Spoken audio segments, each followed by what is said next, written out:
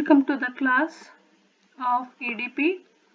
Today we are going to discuss various problems which are faced by entrepreneurs, problems which become hurdles for entrepreneur to start enterprise. So there are so many problems. I have taken around 22 problems. In this particular class we will have first 11 problems. From 1 to 11 problems we are going to study today, and rest of the 11 problems we are going to take up those in the next class. So let us go into look into the problems of entrepreneurship. First one is traditional society.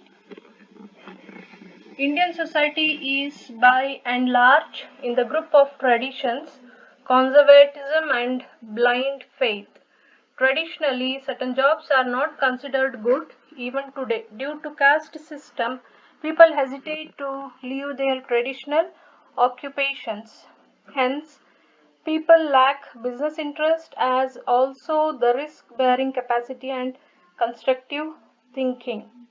So traditional society here refers to our Indian society, especially society where Indian citizens are living their livelihood. They are traditional in thinking. So there is so many rituals, so many blind faith which do not have any scientific base. So due to this reason, certain jobs are not considered good. So Indian society ಅಂತ ತಗೊಂಡಾಗ ಅಲ್ಲಿ ಸಾಕಷ್ಟು ನಂಬಿಕೆಗಳು ಇದೆ, ಸಾಕಷ್ಟು ಪಾಲನೆಗಳು ಇದೆ, ಕೆಲವೊಂದು habits ಏನಿದೆ ಅದು ಬ್ಲೈಂಡ್ ಆಗಿ ನಾವು ನಮ್ಮ ಗ್ರ್ಯಾಂಡ್ ಫಾದರ್ ಅಜ್ಜ ಅದನ್ನ ಪಾಲಿಸ್ತಾ ಇದ್ರು, ನನ್ನ ತಂದೆ ಪಾಲಿಸ್ತಾ ಇದ್ರು, ಅದೇ ಕಾರಣ ನಾನು ಆ ಪರ್ಟಿಕ್ಯುಲರ್ ಟ್ರೆಡಿಷನ್ ಅನ್ನ ಪಾಲಿಸ್ತಾ ಇದ್ದೇನೆ ಅಂತ ಹೇಳ್ಬಿಟ್ಟು ಆ ಪದ್ಧತಿ ಇದೆ, ಆ ನಂಬಿಕೆ ಇದೆ, ಆ ನಂಬಿಕೆಯನ್ನ ಮೀರಿ ಕೆಲವೊಂದು ಕೆಲಸವನ್ನ ನಾವು ಮಾಡ್ಲಿಕ್ಕೆ ಇಂಟ್ರೆಸ್ಟ್ ಅನ್ನ ತೋರಿಸೋದಿಲ್ಲ. ಸೊ ಆದ ಕಾರಣ ಇವತ್ತಿಗೂ ಸಹ ಕೆಲವೊಂದು ಕೆಲಸವನ್ನ ಒಳ್ಳೆ ಕೆಲಸ ಅಲ್ಲ ಅಂತ ಹೇಳಿ ನಾವು ಪರಿಗಣಿಸ್ತಾ ಬಂದಿದ್ದೇವೆ. ಮತ್ತೆ ಕೆಲವೊಂದು ಕ್ಯಾಸ್ಟ್ ಸಿಸ್ಟಮ್ ನಮ್ಮ ಇವತ್ತಿನ ಸೊಸೈಟಿಯಲ್ಲೂ ಸಹ ಕಾಣಲಿಕ್ಕೆ ಸಿಗುತ್ತೆ. ಕೆಲವೊಂದು ಜಾತಿಯವರು ಅವರಿಗೆ ಕೆಲವೊಂದು ಕೆಲಸಗಳು ಸೀಮಿತವಾಗಿದೆ ಅಂತ ಇದೆ. ಆ ಜಾತಿಯವರು ಇನ್ನೊಬ್ಬರ ಕಸಬು, ಇನ್ನೊಬ್ಬರ ಜಾತಿ ಏನ್ ಕೆಲಸ ಮಾಡ್ತಾ ಇದ್ದಾರೆ ಆ ಉದ್ಯೋಗವನ್ನ ನಾವು ಗ್ರಹಿಸ್ಕೋಬಾರ್ದು, ನಾವು ಅದನ್ನ ಫಾಲೋ ಮಾಡಬಾರ್ದು ಅಥವಾ ಅಡಾಪ್ಟ್ ಮಾಡಬಾರ್ದು ಅಂತ ಆ ತರಾನು ಬ್ಲೈಂಡ್ ಬಿಲೀಫ್ ಇದೆ, ನಂಬಿಕೆಗಳಿದೆ. ಸೊ ಆದ ಕಾರಣ ಜನರಿಗೆ ಬಿಸ್ನೆಸ್ ಮೇಲೆ ಅಷ್ಟು ಇಂಟ್ರೆಸ್ಟ್ ಇಲ್ಲ. ಯಾಕಂತ ಹೇಳಿದ್ರೆ ಈ ಕೆಲವೊಂದು ನಂಬಿಕೆ ಇದೆ ಏನು ಅಂತ ಹೇಳಿದ್ರೆ ಬಿಸ್ನೆಸ್ ಅಲ್ಲಿ ಸಾಕಷ್ಟು ರಿಸ್ಕ್ ಇನ್ವಾಲ್ವ್ ಆಗಿದೆ, ಆದ ಕಾರಣ ಸುಮ್ನೆ ಕೈ ಸುಟ್ಕೊಳ್ಳೋದು ಯಾಕೆ, ಬಂಡವಾಳ ಹಾಕ್ಬಿಟ್ಟು ಅಂತ ಹೇಳಿ ಆ ರೀತಿಯಾಗಿ ಆಲೋಚನೆ ಬರುತ್ತೆ. ಬಟ್ ಅದೇ ಬಿಸ್ನೆಸ್ ಅನ್ನ ಚೆನ್ನಾಗಿ ನಡೆಸ್ಕೊಂಡು ಹೋದ್ರೆ ನಮ್ಗೆ ಪ್ರಾಫಿಟ್ ಮೇಲೆ ಪ್ರಾಫಿಟ್ ಬರ್ತಾ ಹೋಗುತ್ತೆ. ಮತ್ತೆ ನಾವು ಕಾಂಟ್ರಿಬ್ಯೂಷನ್ ಅನ್ನ ಬಂದಂತ ಪ್ರಾಫಿಟಿನಲ್ಲಿ ಕಾಂಟ್ರಿಬ್ಯೂಷನ್ ಅನ್ನ ಸೊಸೈಟಿಗೆ ಕೊಡಬಹುದು ಅಂತ ಹೇಳಿ ಆ ಆಲೋಚನೆ ಬಗ್ಗೆ ಜನರು ಅಷ್ಟು ಇಂಟ್ರೆಸ್ಟ್ ಅನ್ನ ಕೊಟ್ಟು ಆಲೋಚನೆಯನ್ನ ಕನ್ಸ್ಟ್ರಕ್ಟಿವ್ ಆಗಿ ಥಿಂಕಿಂಗ್ ಅನ್ನ ಅಲ್ಲಿ ಮಾಡೋದಿಲ್ಲ, ಅವರ ಆಲೋಚನೆ ಕನ್ಸ್ಟ್ರಕ್ಟಿವ್ ಆಗಿ ಇರೋದಿಲ್ಲ. ಸೊ ಇದು ಎಂಟರ್ಪ್ರೈಸ್ ಅನ್ನು ಸ್ಟಾರ್ಟ್ ಮಾಡ್ಲಿಕ್ಕೆ ಒಂದು ರೀತಿಯಾದಂತ problem. Second one is hereditary work. Hereditary work ಅಂತ ಹೇಳಿದ್ರೆ ಅದೇ ನನ್ನ ಅಜ್ಜ ಅಥವಾ ಮುತ್ತಜ್ಜನ ಕಸುಬು ಏನಿತ್ತು ಅದನ್ನ ಅಜ್ಜ ಫಾಲೋ ಮಾಡ್ಕೊಂಡು, ಮೇ ಬಿ ಚಿನ್ನದ ಅಂಗಡಿ ಅಂತ ಇದ್ರೆ ಮುತ್ತಜ್ಜ ಚಿನ್ನದ ಅಂಗಡಿ ಇಟ್ಟಿದ್ದಾರೆ ಅಂತ ಇದ್ರೆ ಆ ಚಿನ್ನದ ಅಂಗಡಿಯನ್ನ ನಡೆಸ್ಕೊಂಡು ಹೋಗ್ಲಿಕ್ಕೆ ಅಜ್ಜನಿಗೆ ಟ್ರೈನಿಂಗ್ ಅನ್ನ ಕೊಟ್ಟಿರ್ತಾರೆ, ಅಜ್ಜ ಮಗನಿಗೆ ಟ್ರೈನಿಂಗ್ ಅನ್ನ ಕೊಟ್ಟಿರ್ತಾರೆ, ಅಂದ್ರೆ ತಂದೆಗೆ ಟ್ರೈನಿಂಗ್ ಅನ್ನ ಕೊಟ್ಟಿರ್ತಾರೆ. ತಂದೆ ನೆಕ್ಸ್ಟ್ ಅವರ ಪೀಳಿಗೆ ಏನಿರ್ತಾರೆ ಅವರಿಗೂ ಸಹ ಅದೇ ಚಿನ್ನವನ್ನ ಯಾವ ರೀತಿಯಾಗಿ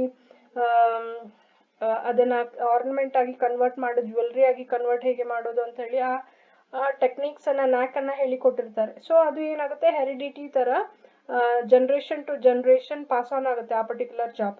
ಸೊ ಕೆಲವರಿಗೆ ಫ್ಯಾಮಿಲಿಯಲ್ಲಿ ಇದ್ದಂತೆ ಕೆಲವು ಮೆಂಬರ್ಸಿಗೆ ಆ ಪರ್ಟಿಕ್ಯುಲರ್ ಆಕ್ಯುಪೇಷನ್ ಇಷ್ಟ ಇಲ್ಲ ಅಂತ ಇದ್ರು ಸಹ ಅದನ್ನ ಫ್ಯಾಮಿಲಿ ಮೆಂಬರ್ಸ್ ಅನ್ನ ಅಥವಾ ಫ್ಯಾಮಿಲಿ ಮೆಂಬರ್ಸ್ ತಗೊಂಡಂತ ನಿರ್ಧಾರವನ್ನ ಮೀರಿ ಬೇರೆ ಹೊಸ ಎಂಟರ್ಪ್ರೈಸ್ ಅನ್ನ ಸ್ಟಾರ್ಟ್ ಮಾಡುವಲ್ಲಿ ಅವರು ಇಂಟ್ರೆಸ್ಟ್ ಅನ್ನ ತೋರಿಸೋದಿಲ್ಲ.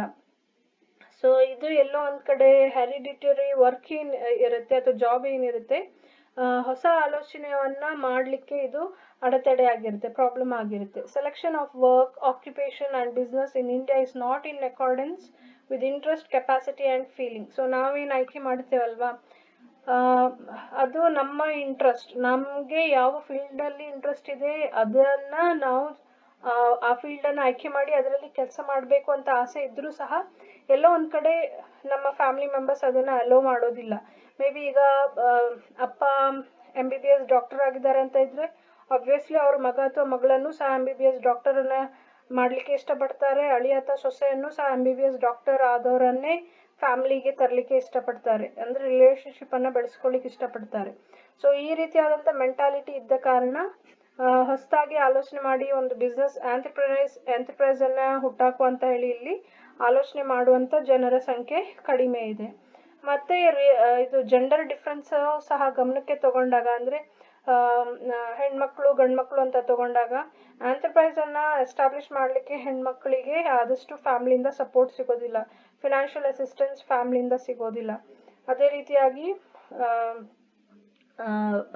ಮೇಲ್ ಗಂಡಸರು ಎಂಟರ್ಪ್ರೈಸನ್ನು ಸ್ಟಾರ್ಟ್ ಮಾಡ್ತಾರೆ ಅಂದರೆ ಎಲ್ಲೋ ಒಂದು ಕಡೆ ಸಪೋರ್ಟ್ ಸಿಗ್ಬಹುದು, ಫಿನಾನ್ಷಿಯಲಿ ಹಣವನ್ನು ಫ್ಯಾಮಿಲಿ ಮೆಂಬರ್ಸ್ ಕೊಡ್ಬಹುದು. ಬಟ್ ಅದೇ ಒಬ್ಬರು ಮಹಿಳೆ ನಾನು ಎಂಟರ್ಪ್ರೈಸನ್ನು ಸ್ಟಾರ್ಟ್ ಮಾಡ್ತೇನೆ ಅಂತ ಹೇಳಿದಾಗ ಅಲ್ಲಿ ಅವರ ಆಲೋಚನೆಗೆ ಲಿಮಿಟೇಷನ್ ಅನ್ನು ಹಾಕ್ತಾರೆ, ಕಡಿವಾಣವನ್ನು ಹಾಕ್ತಾರೆ. Selection of work, occupation is not according to the feeling, it is on the basis of hereditary adaptation, caste system, religion and gender difference, etc. As a result, the entrepreneur are not able to select the business and industry according to their capacity, interest and motivation. Third one is unproductive expenditure. So ಇಲ್ಲಿ unproductive expenditure ಅಂದರೆ expenditure which are made on unproductive activities. ಯಾವ activities ಇಂದ ನಮಗೆ benefit ಸಿಗೋದಿಲ್ಲ ಅದರ ಮೇಲೆ ನಾವು expenditure ಅನ್ನ ಮಾಡ್ತೇವೆ. ಸೊ ಅದು ಒಂದು ರೀತಿಯಾದಂಥ ಎಂಟರ್ಪ್ರಿನರ್ಶಿಪ್ಗೆ ಪ್ರಾಬ್ಲಮ್ ಆಗಿರುತ್ತೆ. ನಮ್ಮ ಕೈಯಲ್ಲಿ ಸಾಕಷ್ಟು ಹಣ ಇರುತ್ತೆ, ಕ್ಯಾಪಿಟಲ್ ಇರುತ್ತೆ, ಬಟ್ ನಾವು ಅದನ್ನು ಸೇವ್ ಮಾಡ್ಕೊಂಡು ಏನು ಮಾಡ್ತೇವೆ, ಯಾವುದು ಅಗತ್ಯ ಇಲ್ಲ ಅದರ ಮೇಲೆ ಜಾಸ್ತಿ ನಾವು ಖರ್ಚು ಮಾಡಲಿಕ್ಕೆ ಶುರು ಮಾಡ್ತೇವೆ. ಸೊ ಹಣ ಅಲ್ಲೇ ಹೊರಟು ಹೋಗ್ಬಿಡುತ್ತೆ. ಮತ್ತೆ ನಮಗೆ ಬಿಸ್ನೆಸ್ಸನ್ನು ಎಂಟರ್ಪ್ರೈಸನ್ನು ಎಸ್ಟಾಬ್ಲಿಷ್ ಮಾಡಲಿಕ್ಕೆ ಹಣ ಅಲ್ಲಿ ಕೈಯಲ್ಲಿ ಉಳಿಯೋದಿಲ್ಲ. ಮೇ ಬಿ ಮನೆಯನ್ನು ಕೊಂಡ್ಕೊಳ್ಳುವಂಥದ್ದು, ಅಥವಾ ಮದುವೆಗೆ ನಾವು ಜಾಸ್ತಿ ಖರ್ಚು ಮಾಡಿಬಿಡ್ತೇವೆ, ಅಥವಾ ಕೂಡಿಟ್ಟ ಹಣವನ್ನು ನಾವು ವರದಕ್ಷಿಣೆ ಅಂತ ಹೇಳಿ ಕೊಡ್ತೇವೆ, ಅಥವಾ ಕೂಡಿಟ್ಟ ಹಣದಿಂದ ಚಿನ್ನವನ್ನು ತಗೊಳ್ತೇವೆ. ಅದೇ ರೀತಿಯಾಗಿ ಕೂಡಿಟ್ಟ ಹಣದಿಂದ ನಾವು ಲಕ್ಸುರಿಯಸ್ ಕಾರ್ ಆಗಿರ್ಬೋದು, ಈ ರೀತಿಯಾದಂಥ ಪ್ರಾಪರ್ಟಿಯನ್ನು ಪರ್ಚೇಸ್ ಮಾಡ್ತಾ ಹೋಗ್ತೇವೆ. ಸೊ ಹಾಗೆ ಮಾಡಿದಾಗ ಎಲ್ಲೋ ಒಂದು ಕಡೆ ನಮ್ಮ ಕೈಯಲ್ಲಿ ಎಂಟರ್ಪ್ರೈಸನ್ನು ಸ್ಟಾರ್ಟ್ ಮಾಡಲಿಕ್ಕೆ ಕ್ಯಾಪಿಟಲ್ ಅಲ್ಲಿ ಇರೋದಿಲ್ಲ. ಸೊ ನಾವು ಮಾಡುವಂಥ ಅನ್ಪ್ರೊಡಕ್ಟಿವ್ ಎಕ್ಸ್ಪೆಂಡಿಚರು ಎಂಟರ್ಪ್ರಿನರ್ಶಿಪ್ ಅನ್ನು ಸ್ಟಾರ್ಟ್ ಮಾಡುವಲ್ಲಿ ಪ್ರಾಬ್ಲಮ್ ಆಗಿ ಪರಿಗಣಿಸುತ್ತೆ. People keep their savings hidden with themselves and go on spending it on marriages, birthday parties, religious rituals, ornaments, purchasing of jewelry, purchasing of immovable property like house property and luxurious goods. So when large or huge amount of our saving goes in spending on unproductive activities, in that case a person, individual, maybe the man or maybe the woman, they will not have sufficient capital to start enterprise. So they decide not to start the enterprise. They drop their valuable ideas of starting enterprise. Fourth one is lack of infrastructure facilities. Infrastructure facilities ನಮಗೆ ಗೊತ್ತಿದ್ದ ಹಾಗೆಯೇ transportation ಬರುತ್ತೆ, communication ಬರುತ್ತೆ, banks, insurance, electricity, power, water, Ra materials, roads, stock market, service capital market, organized product marketing, etc. These are considered as infrastructure facilities. So India ಅಂತ ತಗೊಂಡಾಗ rural ಏರಿಯಾದಲ್ಲಿ especially ಈ particular infrastructure facilities ಇನ್ನೂ develop ಆಗಿಲ್ಲ, ಅಂದರೆ fuller extent ಅದು develop ಆಗಿಲ್ಲ, ತಕ್ಕ ಮಟ್ಟಿಗೆ ಡೆವಲಪ್ ಆಗಿದೆ, but not to the fullest extent. So ಆಗೇನಾಗುತ್ತೆ, ಹೊಸ ಹೊಸ ಎಂಟರ್ಪ್ರೈಸನ್ನು ಸ್ಟಾರ್ಟ್ ಮಾಡುವಲ್ಲಿ ಸಾಕಷ್ಟು ಡಿಫಿಕಲ್ಟಿಯನ್ನು ಫೇಸ್ ಮಾಡ್ತಾರೆ. ಸೊ ಅವರು ಆ ಡಿಫಿಕಲ್ಟೀಸ್ ಎದುರಿಸ್ತಾ ಇರಬೇಕಾದ್ರೆ ಅವರು ಅರ್ಧಕ್ಕೆ ನಿರ್ಧಾರ ಮಾಡಿಬಿಡ್ತಾರೆ, ಸಾಕಪ್ಪ ಇಲ್ಲಿ ಯಾವುದೇ ರೀತಿಯಾದಂಥ ಇನ್ಫ್ರಾಸ್ಟ್ರಕ್ಚರ್ ಫೆಸಿಲಿಟೀಸ್ ಇಲ್ಲ. ಸೊ ಈ ರೀತಿಯಾದಂಥ ವಾತಾವರಣದಲ್ಲಿ ನಾವು ಬಿಸ್ನೆಸ್ಸನ್ನು ಸೆಟಪ್ ಮಾಡಿದಾಗ ನಮಗೆ ಅದನ್ನು ಕಂಟಿನ್ಯೂ ಮಾಡ್ಕೊಂಡು ಹೋಗ್ಲಿಕ್ಕೆ ಕಷ್ಟ ಆಗುತ್ತೆ ಅಂತ ಹೇಳ್ಬಿಟ್ಟು ಡಿಸಿಷನನ್ನು ತಗೊಳ್ತಾರೆ. So that is called as lack of infrastructure facilities. Hence, the new entrepreneurs have to face difficulty in setting up the industries, and the development of industries has been slowed down. If there is sufficient infrastructure facilities, well developed, sophisticated infrastructure facilities, in that case more and more number of entrepreneurs may come forward to start their enterprises. Fifth one is lack of enterprising mentality. Enterprising mentality ಅಂತ ಹೇಳಿದ್ರೆ mind ಸೆಟ್ಟೇ enterprise ಅನ್ನ start ಮಾಡಬೇಕು ಅಂತ ಹೇಳಿ ಆ ರೀತಿಯಾಗಿ mind set ಅನ್ನ prepare ಮಾಡ್ಕೊಂಡಿರುವಂತಹ Indian citizens ನಮ್ಮಲ್ಲಿ ಕಡಿಮೆ ಇದ್ದಾರೆ.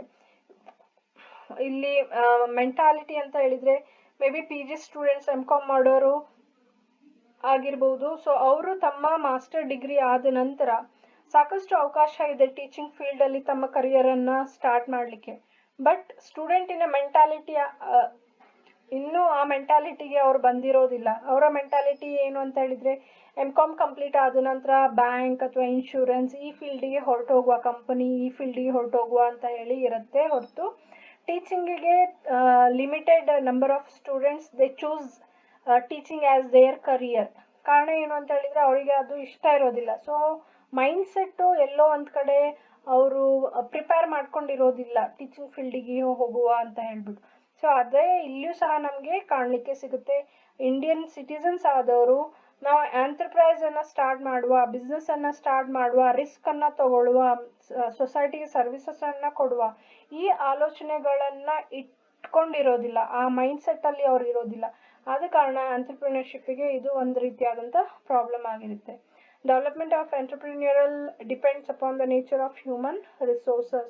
Several changes have taken place in the mentality of these resources which have become obstructions in the development of entrepreneurship. So idistu ಏನಿದೆ ಎಂಟರ್ಪ್ರೈಸಿಂಗ್ ಮೆಂಟಾಲಿಟಿ ಅದು ನೆಗೆಟಿವ್ ಆಗಿದೆ. ಈ 6 ಪಾಯಿಂಟ್ಸ್ ಏನಿದೆ ಅಲ್ವಾ, this is negative mentality of the individual. ವ್ಯಕ್ತಿಯ negative mentality, negative thinking ಆಗಿರುತ್ತೆ. So ಇದನ್ನ one by one you can have a look in the slide. People do not have high aspirations for gaining achievement. ನಾನು ಹೆಚ್ಚು achievement ಮಾಡ್ತಾ ಹೋಗ್ಬೇಕು ಫ್ಯೂಚರಿನಲ್ಲಿ ಅಂತ ಹೇಳಿ ಒಂದು ಆಸ್ಪಿರೇಷನ್ ಇರೋದಿಲ್ಲ. ಅಂದ್ರೆ ಒಂದು ಏನ್ ಹೇಳ್ತೇವೆ ನಾವು, ಮೋಟಿವೇಶನ್ ಅವರಲ್ಲಿ ಕಡಿಮೆ ಇರುತ್ತೆ. ನಾನು ಜಾಸ್ತಿ ಟಾರ್ಗೆಟ್ ಅನ್ನ ಹಾಕೊಂಡ್ಬಿಟ್ಟು ಅದಕ್ಕೆ ಪ್ರಯತ್ನ ಪಟ್ಟು ನಾನು ನನ್ನ ಕರಿಯರ್ ಅಲ್ಲೇ ಇಂಪ್ರೂವ್ಮೆಂಟ್ ಅನ್ನ ಮಾಡ್ತಾ ಹೋಗ್ಬೇಕಂತ ಹೇಳಿ ಆ ರೀತಿಯಾಗಿ ಅವರು ಪ್ಲಾನಿಂಗ್ ಅನ್ನ ಮಾಡಿರೋದಿಲ್ಲ. ಒಮ್ಮೆ ಇಂಡಿವಿಜುವಲ್ಸ್ಗೆ ಕೆಲಸ ಸಿಕ್ಕಿದೆ ನಂತರ ಅವರು ಏನ್ ಮಾಡ್ತಾರೆ, ತಮ್ಮ ಕರಿಯರ್ ಅನ್ನ ಅಲ್ಲೇ ಸ್ಟಾಪ್ ಮಾಡಿಬಿಡ್ತಾರೆ. ಸೊ ಆ ರೀತಿಯಾಗಿ ಇರಬಾರ್ದು, ಆ ರೀತಿಯಾದಂತ ನೆಗೆಟಿವ್ ಮೆಂಟಾಲಿಟಿ ಇರಬಾರ್ದು. They take no interest in innovation. So ಹೊಸ ಹೊಸ ಐಡಿಯಾಸ್ ಅನ್ನ ಆಲೋಚನೆ ಮಾಡುವಂತದ್ದು ಅವರು ಅದ್ರ ಬಗ್ಗೆ ತಲೆ ಕೆಡಿಸ್ಕೊಳ್ಳಿಕ್ ಹೋಗೋದಿಲ್ಲ. ಇರುವಂತ ಪ್ರಾಡಕ್ಟ್ ಸರ್ವಿಸಸ್ ಅನ್ನೇ ಡೆವಲಪ್ ಮಾಡುವ ಅಂತ ಹೇಳಿ ಇರ್ತಾರೆ ಹೊರತು ಹೊಸ ಪ್ರಾಡಕ್ಟ್ ಅನ್ನ ಕಂಡು ಹುಡುಕುವ, ಸೊಸೈಟಿಯಲ್ಲಿ ಏನ್ ಪ್ರಾಬ್ಲಮ್ ಇದೆ ಅದಕ್ಕೆ ಯಾವ ರೀತಿಯಾಗಿ ಸೊಲ್ಯೂಷನ್ ಅನ್ನ ಹೊಸ ರೀತಿಯಲ್ಲಿ ನಾವು ಫೈಂಡ್ ಔಟ್ ಮಾಡುವ ಅಂತ ಹೇಳಿ ಆ ಪಾಸಿಟಿವ್ ಮೆಂಟಾಲಿಟಿ ಜನರಲ್ಲಿ ಇಂಡಿಯನ್ ಸಿಟಿಸನ್ ಅಲ್ಲಿ ಸ್ವಲ್ಪ ಮಟ್ಟಿಗೆ ಕಡಿಮೆ ಇದೆ. Most of the young people prefer to do some service in place of going towards establishing or operating any business or industry. ಅದೇ ಆಗ ಹೇಳಿದ ಹಾಗೇನೆ ಇಂಡಿಯನ್ ಸಿಟಿಸನ್ಸ್ ಅಂತ ತಗೊಂಡಾಗ ಬಿಸ್ನೆಸ್ ಅನ್ನು ಶುರು ಮಾಡುವ, ಎಂಟರ್ಪ್ರೈಸ್ ಅನ್ನು ಸ್ಟಾರ್ಟ್ ಮಾಡುವ, ಇಂಡಸ್ಟ್ರಿಯನ್ನ ಸೆಟಪ್ ಮಾಡುವ ಅಂತ ಹೇಳಿ, ಬಂಡವಾಳ ಹಾಕಿ ಸೆಟಪ್ ಮಾಡುವ ಅಂತ ಹೇಳಿ ಆಲೋಚನೆ ಮಾಡೋರು ತುಂಬಾ ಕಡಿಮೆ ಜನ ಇದ್ದಾರೆ.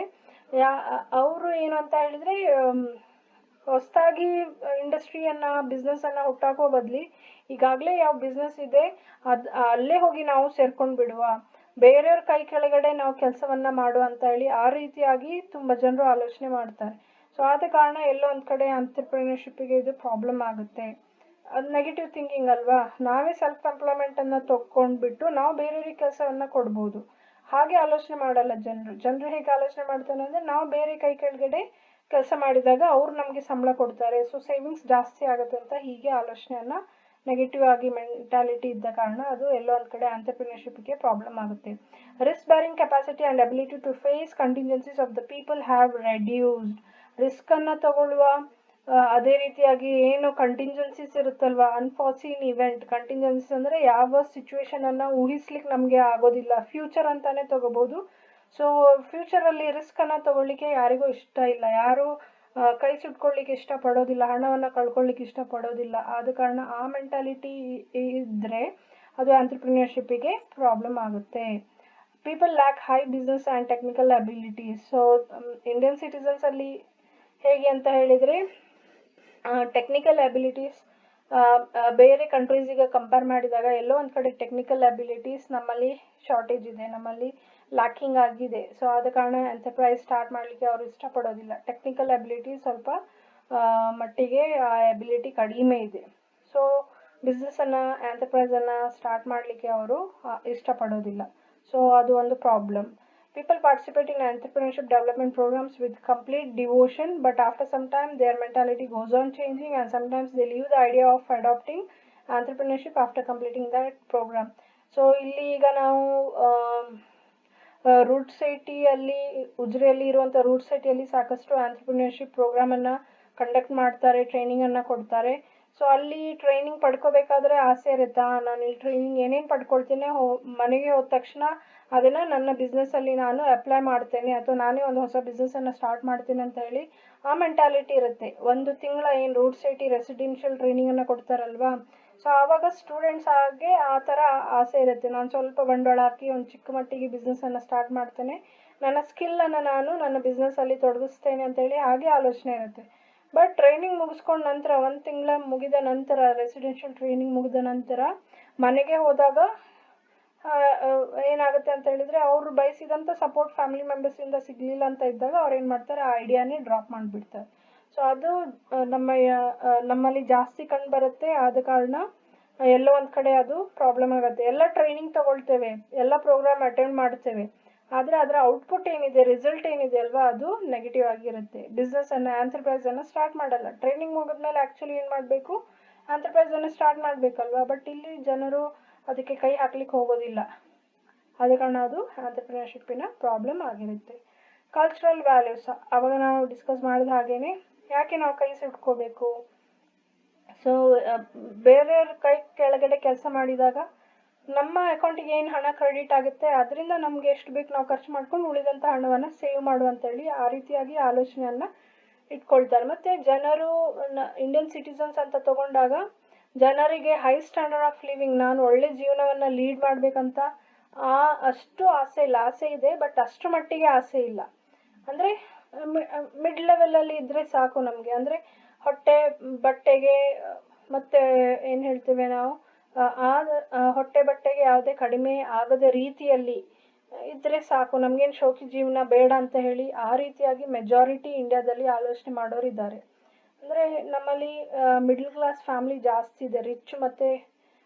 ರಿಚ್ಗೆ ಕಂಪೇರ್ ಮಾಡಿದರೆ ನಮ್ಮಲ್ಲಿ ಮಿಡ್ಲ್ ಕ್ಲಾಸ್ ಫ್ಯಾಮಿಲಿ ಮತ್ತು ಪುವರ್ ಫ್ಯಾಮಿಲೀಸ್ ಜಾಸ್ತಿ ಇದ್ದಾರೆ. ಸೊ ಅವ್ರೇನು ಆಲೋಚನೆ ಮಾಡ್ತಾರೆ ಅಂದರೆ, ನಾವು ಒಂದು ಹೊಸ ಸಂಸ್ಥೆಯನ್ನು ಹುಟ್ಟಾಕ್ಬಿಟ್ಟು ಬೇರೆಯವರಿಗೆ ಕೆಲಸ ಕೊಟ್ಟು ಅದರಿಂದ ಸಂಪಾದನೆಯನ್ನು ಮಾಡ್ಕೊಳ್ಳೋ ಅಂತ ಹೇಳಿ ಆಲೋಚನೆಯನ್ನು ಮಾಡ್ದೇನೆ, ನಾವು ಬೇರೆ ಕೈ ಕೆಳಗಡೆ ಹೋಗಿ ಕೆಲಸ ಮಾಡಿದಾಗ ಅದು ಒಳ್ಳೆ ರೀತಿಯಾದಂಥ ಜೀವನ ಇರುತ್ತೆ, ಟೆನ್ಷನ್ ಇರಲ್ಲ ಅಂತ ಹೇಳ್ಬಿಟ್ಟು ಹಾಗೆ ಆಲೋಚನೆ ಮಾಡ್ತಾರೆ. ಆ ಕಲ್ಚರ್ ಏನಿದೆ ನಮ್ಮ ಇಂಡಿಯಾದಲ್ಲಿ ಉಂಟು. ಸೊ ಈ ನಮ್ಮ ಕಲ್ಚರಲ್ ವ್ಯಾಲ್ಯೂಸ್ ಏನಿದೆ, ಹೊಸ ಎಂಟರ್ಪ್ರೈಸನ್ನು ಸ್ಟಾರ್ಟ್ ಮಾಡುವಲ್ಲಿ ಒಂದು ಪ್ರಾಬ್ಲಮ್ ಆಗಿ ಪರಿಗಣಿಸುತ್ತದೆ. Religion has deep effect on Indians. Our idea goes as simple living, high thinking. In Indian culture, some importance has not given to a material gains, personal property, economic pursuits and high standard of living. ಅಂದರೆ ಇಲ್ಲಿ ಒಳ್ಳೆ, ನಾನು ಹೇಳಿದಾಗೇ standard of living ಇರಬೇಕು ಅಂತ ಹೇಳಿ ಜನರ ಆಸೆ. High level ಆಗಿ ಇರಬೇಕಂತೇನಿಲ್ಲ, ಮಿಡ್ಲ್ ಆಗಿದ್ದರೆ ಸಾಕು. ಈಗ ಪರ್ಸನಲ್ ಪ್ರಾಪರ್ಟಿ ಅಂತ ಬಂದರೂ ಸಹ ಕೆಲವರು ಸಾಧ್ಯ ಆದರೆ ಮನೆಯನ್ನು ಕಟ್ತಾರೆ, ಇಲ್ಲ ಅಂತ ಇದ್ರೆ ತೊಂದರೆ ಇಲ್ಲ, ನಮ್ಮ ಜೀವನ ಬಾಡಿಗೆ ಮನೆಯಲ್ಲೇ ಹೊರಟೋಗ್ಬಿಡಲಿ. ಇಲ್ಲ ಯಾರು ಲಕ್ಷಾನುಗಟ್ಟಲೆ ಕೋಟಿಗಟ್ಟಲೆ ಕೊಟ್ಟು ಮನೆಯನ್ನು ಕನ್ಸ್ಟ್ರಕ್ಟ್ ಮಾಡ್ತಾರೆ ಅಥವಾ ಕೊಂಡ್ಕೊಳ್ತಾರೆ, ಅದರಿಂದ ಏನು ಲಾಭ ಇದೆ ಅಂತ ಹೀಗೆ ಆಲೋಚನೆ ಮಾಡ್ತಾರೆ. ಸೊ ನೆಗೆಟಿವ್ ಆಗಿ ಆಲೋಚನೆ ಮಾಡಿದಾಗ ಏನಾಗುತ್ತೆ, ಎಲ್ಲೋ ಒಂದು ಕಡೆ ನಮ್ಮದೇ ಆದಂಥ ಕಲ್ಚರಲ್ ವ್ಯಾಲ್ಯೂಸ್ ಏನಿದೆ ಅಲ್ವಾ, ಅದು ಎಂಟರ್ಪ್ರೈಸನ್ನು ಸ್ಟಾರ್ಟ್ ಮಾಡುವಲ್ಲಿ ಪ್ರಾಬ್ಲಮ್ ಆಗುತ್ತೆ. 7th one is lack of favourable environment. So ಬೇಕಾಗುವಂಥ ಫೇವ್ರೇಬಲ್ ಎನ್ವೈರ್ಮೆಂಟ್ ಸಿಗಲಿಲ್ಲ ಅಂತ ಇದ್ದಾಗ, ಫೇವ್ರೇಬಲ್ ಸೆಟಪ್ ಇಲ್ಲ, ಫೇವ್ರೇಬಲ್ ವಾತಾವರಣ ಇಲ್ಲ ಅಂತ ಇದ್ದಾಗ ಜನರು ಏನು ಮಾಡ್ತಾರೆ, ಎಂಟರ್ಪ್ರೈಸನ್ನು ಸ್ಟಾರ್ಟ್ ಮಾಡಲಿಕ್ಕೆ ಇಷ್ಟಪಡೋದಿಲ್ಲ. ಮೇ ಬಿ ಅವರಿಗೆ ಗೌರ್ಮೆಂಟಿಂದ ಸಪೋರ್ಟ್ ಸಿಗದೇ ಇದ್ದಾಗ, ಅಥವಾ ಏನು ಫಿನಾನ್ಷಿಯಲ್ ಅಸಿಸ್ಟೆನ್ಸ್ ಬ್ಯಾಂಕಿನಿಂದ ಸಿಗಬೇಕಾಗಿರುತ್ತೆ, ಸಿಗುವಷ್ಟು ಅಂದರೆ ಅವರ ಎಂಟರ್ಪ್ರೆನ್ಯೂರಿಗೆ ಬೇಕಾಗುವಷ್ಟು ಹಣ ಬ್ಯಾಂಕಿನಿಂದ ಸಿಗಲಿಲ್ಲ ಅಂತ ಇದ್ದಾಗ, ಅದು ಎಲ್ಲೋ ಒಂದು ಕಡೆ ಏನಾಗುತ್ತೆ, ಅವರಿಗೆ ಪ್ರಾಬ್ಲಮ್ ಆಗುತ್ತೆ. ಕ್ಯಾಪಿಟಲಲ್ಲಿ ಕಡಿಮೆ ಆದಾಗ, ಶಾರ್ಟೇಜ್ ಆದಾಗ ಏನಾಗುತ್ತೆ, ಬಿಸ್ನೆಸ್ಸನ್ನು ಸ್ಟಾರ್ಟ್ ಮಾಡ್ಲಿಕ್ಕೆ ಆಗೋದಿಲ್ಲ, ಎಂಟರ್ಪ್ರೈಸನ್ನು ಸ್ಟಾರ್ಟ್ ಮಾಡ್ಲಿಕ್ಕೆ ಆಗುತ್ತೆ. ಅದೇ ರೀತಿಯಾಗಿ ಈಗಾಗಲೇ ಮಾರ್ಕೆಟಲ್ಲಿ ಪ್ರೈವೇಟ್ ಪಾರ್ಟಿ ಇರ್ತಾರೆ, ಅವ್ರ ಜೊತೆಗೆ ಕಾಂಪಿಟೇಷನನ್ನು ಕೊಡೋದು ಸಹ ಅವರಿಗೆ ಕಷ್ಟ ಆಗಿರುತ್ತೆ. ಸೊ ಅದು ಅನ್ಫೇವರೇಬಲ್ ಎನ್ವೈರ್ಮೆಂಟ್ ಆಗಿರುತ್ತೆ. ಟಫ್ ಕಾಂಪಿಟೇಷನ್ ಇದೆ ಅಂತ ಇದ್ದಾಗ ಆಂಟ್ರಪ್ರಿನಿಯರ್ ಏನು ಮಾಡ್ತಾರೆ, ಹಿಂಜರಿದು ಬಿಡ್ತಾರೆ. ಇದ್ರ ಬಿಸ್ನೆಸ್ ಮೆನ್ ಗೋಲ್ಮಾಲ್ ಮಾಡಿ ಹೇಗಾದರೂ ತಮ್ಮ ಪ್ರಾಡಕ್ಟನ್ನು, ಸರ್ವಿಸಸನ್ನು ಅವರು ಕ್ಲಿಕ್ ಮಾಡಿಸ್ಕೋತಾರೆ. ಸೊ ನಮ್ಮ ಹೊಸ ಪ್ರಾಡಕ್ಟನ್ನು ಅಥವಾ ಸರ್ವಿಸಸನ್ನು ಲಾಂಚ್ ಮಾಡೋದು ನಮಗೆ ಕಷ್ಟ, ಯಾಕಂದರೆ ಮಾರ್ಕೆಟಲ್ಲಿ ಕಟ್ ಥ್ರೋಟ್ ಕಾಂಪಿಟೇಷನ್ ಇದೆ. ಸೊ ಈ ರೀತಿಯಾಗಿ ಸ್ವಲ್ಪ ಮಟ್ಟಿಗೆ ಕಾಂಪಿಟೇಷನ್ ಬಂದಾಗ ಎಂಟ್ರಪ್ರಿನಿಯರ್ ಆದವರು ಏನು ಮಾಡ್ತಾರೆ, ಹಿಂಜರಿದು ಬಿಡ್ತಾರೆ. ಯಾಕಂದರೆ ಎನ್ವೈರ್ಮೆಂಟ್ ಅವರಿಗೆ ಸಪೋರ್ಟ್ ಮಾಡೋದಿಲ್ಲ. ಎನ್ವೈರ್ಮೆಂಟ್ ಏನಿದೆ, ವಾತಾವರಣ ಏನಿದೆ, ವಾತಾವರಣ ಇನ್ ದ ಸೆನ್ಸ್ ಏನು ಸಿಚುವೇಶನ್ ಏನಿರುತ್ತೆ, ಮಾರ್ಕೆಟ್ ಸಿಚುವೇಶನ್, ಅದು ಎಂಟ್ರಪ್ರಿನಿಯರನ್ನು ಸಪೋರ್ಟ್ ಮಾಡೋದಿಲ್ಲ. ಆವಾಗ ಅವರು ಎಂಟರ್ಪ್ರೈಸನ್ನು ಕಂಟಿನ್ಯೂ ಮಾಡೋ ಬದಲಿಗೆ ಅಲ್ಲಿಗೆ ಸ್ಟಾಪ್ ಮಾಡ್ತಾರೆ. Every section of the society like workers, consumers, investors, government etcetera has its contribution in operation of an industry. However, unfortunately, enthusiasm towards work lacks in our country.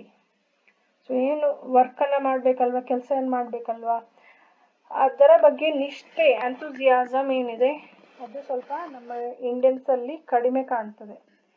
ಕೆಲಸದಿಂದ ಕಳ್ತನ ಮಾಡುವಂಥ ಜನರು ಜಾಸ್ತಿ ಇದ್ದಾರೆ. ಕೆಲಸವನ್ನು ನಿಷ್ಠೆಯಿಂದ ಮಾಡುವಂಥ ವರ್ಕರ್ಸ್ ಏನಿದ್ದಾರೆ ಇಂಡಿಯಾದಲ್ಲಿ ಕಡಿಮೆ ಇದ್ದಾರೆ.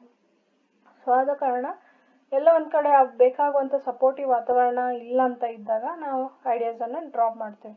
Consumers view the entrepreneurs with sense of suspicious. Consumers ಏನಿರ್ತಾರಲ್ವ, ಪ್ರೈವೇಟ್ ಬಿಸ್ನೆಸ್ ಮ್ಯಾನ್ ಹತ್ರ ಹೋಗಿ ಗೂಡ್ಸನ್ನು ಪರ್ಚೇಸ್ ಮಾಡ್ತಾರೆ ಹೊರತು ಹೊಸ ಪ್ರಾಡಕ್ಟ್ ಇದೆ ಅಂತ ಹೇಳ್ಬಿಟ್ಟು ಆಂಟ್ರಪ್ರಿನಿಯರ್ ಹತ್ರ ಬರೋದಿಲ್ಲ. ಯಾಕಂದರೆ ಆಂಟ್ರಪ್ರಿನಿಯರನ್ನು ಯಾವತ್ತೂ ಅವರು ಸಸ್ಪೆಕ್ಟ್ ಮಾಡ್ತಾ ಇರ್ತಾರೆ. ಅಂದರೆ ಅವರಿಗೆ ಡೌಟ್ ಇರ್ತದೆ, ಇವ್ರು ಆಂಟ್ರಪ್ರಿನಿಯರ್ ತಯಾರು ಮಾಡಿದಂಥ ಪ್ರಾಡಕ್ಟು ನಮಗೆ ಬೇಕಾಗುವಷ್ಟು ಬೆನಿಫಿಟನ್ನು ಕೊಡುತ್ತಾ, ಅಥವಾ ಆಂಟ್ರಪ್ರಿನಿಯರ್ ತಮ್ಮ ಪ್ರಾಡಕ್ಟಿಗೆ ಚಾರ್ಜ್ ಮಾಡುವಂಥ ಹಣ ಜಾಸ್ತಿ ಇದೆಯೋ ಏನೋ ಅಂತ ಈ ರೀತಿಯಾಗಿ ಸಸ್ಪೆಕ್ಟ್ ಮಾಡ್ತಾ ಇರ್ತಾರೆ ಕನ್ಸ್ಯೂಮರ್ಸ್. ಅಂದರೆ ಅವರಿಗೆ ಡೌಟ್ ಪಡ್ತಾ ಇರ್ತಾರೆ ಕನ್ಸ್ಯೂಮರ್ಸ್. ಸೊ ಕನ್ಸ್ಯೂಮರ್ಸಿಂದ ಅವರಿಗೆ ಫುಲ್ ಸಪೋರ್ಟ್ ಸಿಗೋದಿಲ್ಲ, ಯಾರಿಗೆ, ಆಂಟ್ರಪ್ರಿನಿಯರ್ಸಿಗೆ. ಸೊ ಆವಾಗ ಎಲ್ಲೋ ಒಂದು ಕಡೆ ಕನ್ಸ್ಯೂಮರ್ಸಿಂದ ಸಪೋರ್ಟ್ ಇಲ್ಲ ಅಂತ ಇದ್ದರೆ ಅದು ಫೇವ್ರೇಬಲ್ ಎನ್ವೈರ್ಮೆಂಟ್ ಆಗಿರೋದಿಲ್ಲ. Capital is always cash. ನಾನು ಹೇಳಿದಾಗೇ ಕ್ಯಾಪಿಟಲ್ ಬೇಕು, ಬ್ಯಾಂಕ್ ಹತ್ರ ಹೋಗ್ತಾರೆ, ಬಟ್ ಬೇಕಾಗೋಷ್ಟು ಹಣ ಸಿಕ್ಕಿಲ್ಲ ಅಂತ ಇದ್ದರೆ again unfavourable environment. Policies of the government. ಕೆಲವೊಂದು ಆಂಟ್ರಪ್ರಿನಿಯರಿಗೆ ಸಪೋರ್ಟ್ ಆಗದೇ ಇರುವಂಥ ಪಾಲಿಸೀಸ್ ಗೌರ್ಮೆಂಟ್ ತರ್ತಾರೆ, ಅನಿವಾರ್ಯ ಇರ್ಬೋದು ಗೌರ್ಮೆಂಟಿಗೂ ಸಹ. ಸೊ ಹಾಗೆ ಇದ್ದಾಗ ಏನಾಗುತ್ತೆ, ಆಂಟ್ರಪ್ರಿನಿಯರು ಅದು ಅನ್ಫೇವರೇಬಲ್ ಎನ್ವೈರ್ಮೆಂಟ್ ಆಗುತ್ತೆ. ಆಂಟ್ರಪ್ರಿನಿಯರ್ ತನ್ನ ಎಂಟರ್ಪ್ರೈಸಲ್ಲಿ ಗ್ರೋತನ್ನು ತರಲಿಕ್ಕೆ ಆಗೋದಿಲ್ಲ. Competition is not healthy and has become cut throat. So healthy competition ಇದ್ದರೆ ಹೇಗೂ ಸರ್ವೈವ್ ಆಗ್ಬೋದು, ಎಂಟರ್ಪ್ರೈಸನ್ನು ಸರ್ವೈವ್ ಮಾಡಲಿಕ್ಕೆ ಸಾಧ್ಯ ಆಗುತ್ತೆ. ಬಟ್ ಯಾವಾಗ ಅದು ಕಟ್ ಥ್ರೋಟ್ ಕಾಂಪಿಟೇಷನಿಗೆ ಕನ್ವರ್ಟ್ ಆಗುತ್ತೆ ಅಲ್ವಾ, ಆವಾಗ ಎಲ್ಲೋ ಒಂದು ಕಡೆ ಆಂಟ್ರಪ್ರಿನಿಯರಿಗೆ ಆ ಕಂಡೀಷನ್ ಅನ್ಫೇವರೇಬಲ್ ಆಗುತ್ತೆ. ಸೊ ಅದು ಪ್ರಾಬ್ಲಮ್ ಆಗಿ ಕನ್ಸಿಡರ್ ಆಗುತ್ತೆ. Competition with big industrial houses. Business activities in India are substantially controlled by some industrial house. They have monopoly on business. So business activities, ಯಾವುದೇ ಕಮರ್ಷಿಯಲ್ ಆಕ್ಟಿವಿಟೀಸ್ ಅಂತ ಬಂದಾಗ ದೊಡ್ಡ ದೊಡ್ಡ industrialist ಏನು ಮಾಡ್ತಾರೆ, ಉಳಿದಂಥ ಚಿಕ್ಕ ಚಿಕ್ಕ ಬಿಸ್ನೆಸ್ಸನ್ನು ಅವರೇ ಕಂಟ್ರೋಲ್ ಮಾಡ್ಲಿಕ್ಕೆ ಶುರು ಮಾಡ್ತಾರೆ. ಫಾರ್ ಎಕ್ಸಾಂಪಲ್ ಪ್ರೈಸ್ ಅಂತ ತೊಗೊಂಡ್ರೆ, ದೊಡ್ಡ ಕಂಪ್ನಿ ತಮ್ಮ ಪ್ರಾಡಕ್ಟಿಗೆ ಎಷ್ಟು ಪ್ರೈಸನ್ನು ಫಿಕ್ಸ್ ಮಾಡ್ತಾರೆ, ಅದಕ್ಕೆ ನಿಯರೆಸ್ಟ್ ಆಗಿಬಿಟ್ಟು ಏನು ಮಾಡಬೇಕಾಗುತ್ತೆ, ಸ್ಮಾಲ್ ಸ್ಕೇಲ್ ಆರ್ಗನೈಸೇಷನ್ ಅಥವಾ ಜಾಸ್ತಿ ಕಂಪ್ನಿಯವರು ಫಿಕ್ಸ್ ಮಾಡಬೇಕಾಗುತ್ತೆ.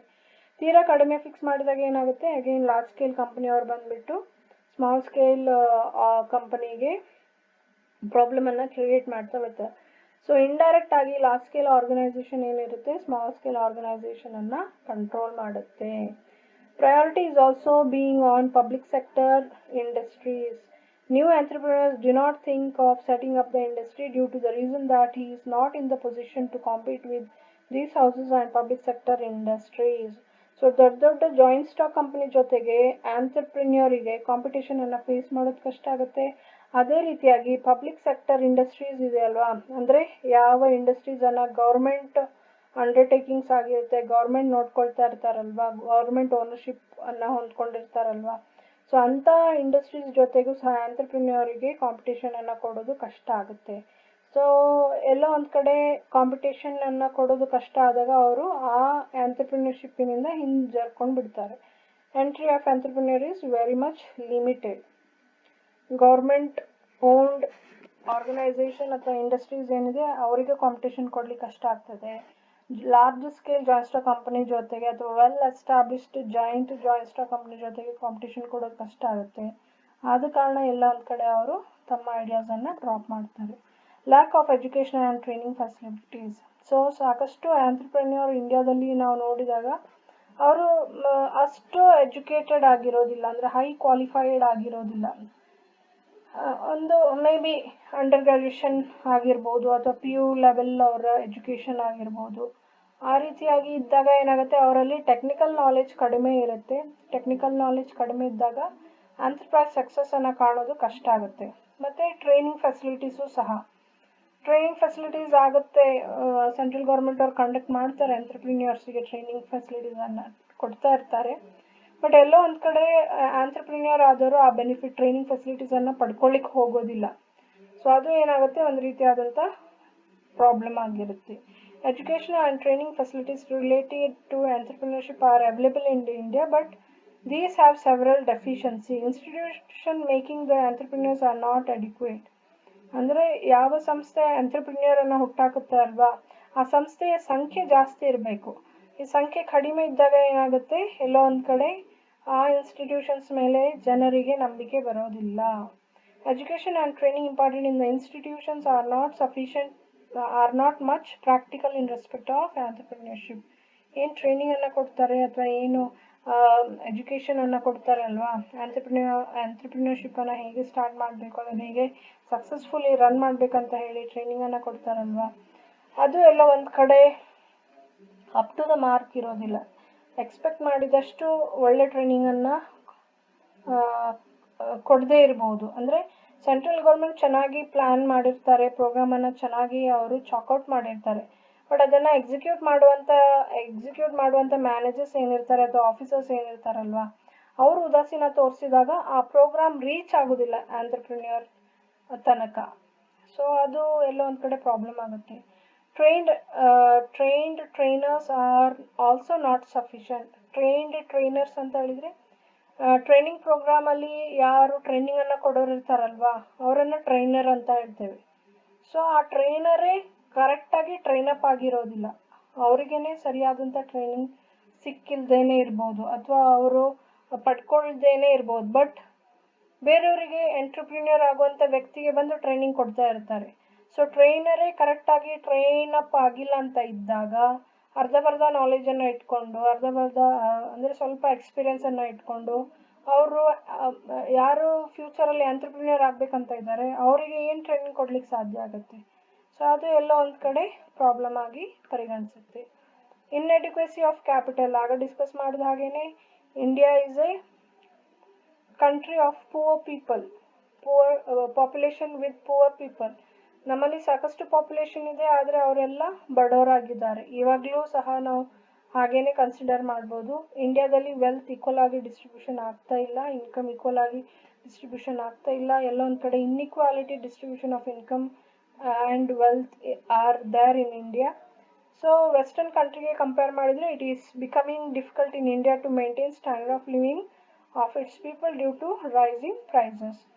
ಸೊ ಹೇಗೆ ಪ್ರೈಸ್ ಗೂಡ್ಸ್ ಆಗಿರ್ಬೋದು, ಸರ್ವಿಸಸ್ ಆಗಿರ್ಬೋದು, ಸೊ ಮಾರ್ಕೆಟಲ್ಲಿ ಹೇಗೆ ಪ್ರೈಸಸ್ ಜಾಸ್ತಿ ಆಗ್ತಾ ಹೋಗುತ್ತೆ, ಜನರು ಏನು ಮಾಡ್ತಾರೆ, ಪರ್ಚೇಸಿಂಗನ್ನು ಕಡಿಮೆ ಮಾಡ್ತಾ ಬರ್ತಾರೆ. ಸೊ ಯಾವಾಗ ಜನರು ಪರ್ಚೇಸ್ ಮಾಡುವಂಥದ್ದು ಕಡಿಮೆ ಮಾಡ್ತಾ ಬರ್ತಾರೆ, ಅವರಿಗೆ ಸ್ಟ್ಯಾಂಡರ್ಡ್ ಆಫ್ ಲಿವಿಂಗನ್ನು ಮೇಂಟೈನ್ ಮಾಡೋದು ಕಷ್ಟ ಆಗುತ್ತೆ. ಸೊ ಸ್ಟ್ಯಾಂಡರ್ಡ್ ಆಫ್ ಲಿವಿಂಗನ್ನೇ ಮೇಂಟೈನ್ ಮಾಡಲಿಕ್ಕೆ ಕಷ್ಟ ಆದಾಗ ಏನು ಮಾಡ್ತಾರೆ, ಅವರು ತಮ್ಮ ಸೇವಿಂಗ್ಸನ್ನು ಅವರು ಇನ್ವೆಸ್ಟ್ ಮಾಡಲಿಕ್ಕೆ ಇಷ್ಟಪಡೋದಿಲ್ಲ. ಫ್ಯೂಚರಲ್ಲಿ ಏನಾದರೂ ಎಮರ್ಜೆನ್ಸೀಸ್ ಬಂದರೆ ಅದನ್ನು ಫೇಸ್ ಮಾಡಲಿಕ್ಕೆ ಇಟ್ಕೊಳ್ತಾರೆ. ಸೊ ಹಾಗೆ ಮಾಡಿದಾಗ ಬೇಕಾಗುವಷ್ಟು ಕ್ಯಾಪಿಟಲ್ ಸಿಗೋದಿಲ್ಲ. ಸೊ ಕ್ಯಾಪಿಟಲ್ ಕೈಯಲ್ಲಿ ಬೇಕಾಗುವಷ್ಟು ಒಂದು ಎಂಟರ್ಪ್ರೈಸನ್ನು ಸ್ಟಾರ್ಟ್ ಮಾಡಲಿಕ್ಕೆ ಬೇಕಾಗುವಷ್ಟು ಕ್ಯಾಪಿಟಲ್ ಇಲ್ಲ ಅಂತ ಇದ್ದರೆ ಅದು ಒಂದು ರೀತಿಯಾದಂಥ ಪ್ರಾಬ್ಲಮ್ ಆಗಿರುತ್ತೆ. Socio-cultural factors also attributed to slow progress of entrepreneurship in India. The reason being that several caste systems, social evils, religious blind faiths and fatalism exist in the country. Socio-cultural factors ನಾವು ಈಗಾಗಲೇ discuss ಮಾಡಿದ್ದೇವೆ. ಸೊಸೈಟಿಯಲ್ಲಿ ಇರುವಂಥ culture ಏನಿರುತ್ತೆ ಅಲ್ವಾ, ಅದು ನಮಗೆ supportive ಆಗಿ ಇಲ್ಲ. ನಮ್ಮ ಸೊಸೈಟಿಯಲ್ಲಿ ನಾವೇನು ಕಲ್ಚರನ್ನು ಅಥವಾ ರಿಚುವಲ್ಸನ್ನು ಏನು ಫಾಲೋ ಮಾಡ್ಕೊಂಡು ಬಂದಿದ್ದೇವೆ, ಏನು ಸಿಸ್ಟಮನ್ನು ಫಾಲೋ ಮಾಡ್ಕೊಂಡು ಬಂದಿದ್ದೇವೆ ಅಲ್ವಾ, ಅದೆಲ್ಲೋ ಒಂದು ಕಡೆ ಆಂಟ್ರಪ್ರಿನಿಯರ್ಗೆ ಸಪೋರ್ಟ್ ಮಾಡೋದಿಲ್ಲ. ಸೊ ಆದ ಕಾರಣ ಕೆಲವೊಂದು ಅಪನಂಬಿಕೆ ಇರುತ್ತೆ. ಕೆಲವೊಂದು ಏನಾಗುತ್ತೆ ಅಂತ ಹೇಳಿದರೆ, ನಮ್ಮಲ್ಲಿ ಸೊಸೈಟಿಯಲ್ಲಿ ಸಾಕಷ್ಟು ಏನು ಹೇಳ್ತೇವೆ ಕರಪ್ಷನ್ ಇದೆ. ಅದೇ ರೀತಿಯಾಗಿ ಕ್ಯಾಸ್ಟ್ ಸಿಸ್ಟಮ್ ಇದೆ, ಸಾಕಷ್ಟು ಕ್ಯಾಸ್ಟ್ ಸಿಸ್ಟಮ್ ಇದೆ. ಸೊ ಕ್ಯಾಸ್ಟಿಗೇನೆ ಒಂದು ಕಸುಬು ಇರ್ತದೆ, ಒಂದು ಜಾಬ್ ಇರ್ತದೆ, ಒಂದು ವರ್ಕ್ ಇರ್ತದೆ. ಆ ಕ್ಯಾಸ್ಟಿನವರು ಇನ್ನೊಂದು ವರ್ಕನ್ನು ಆಯ್ಕೆ ಮಾಡಬಾರ್ದು. ಈ ರೀತಿಯಾದಂಥ ಅಪನಂಬಿಕೆ ಇದ್ದ ಕಾರಣ ಆಂಟ್ರಪ್ರಿನರ್ಶಿಪ್ಪಿಗೆ ಅದೊಂದು ರೀತಿಯಾಗಿ ಪ್ರಾಬ್ಲಮ್ ಆಗಿ ಪರಿಗಣಿಸುತ್ತೆ. So this is all about 11 problems of entrepreneurship. ಉಳಿದಂಥ 11 ಪ್ರಾಬ್ಲಮ್ಸನ್ನು ನೆಕ್ಸ್ಟ್ ಕ್ಲಾಸಲ್ಲಿ ನಾವು ಸ್ಟಡಿ ಮಾಡುವ. Thank you.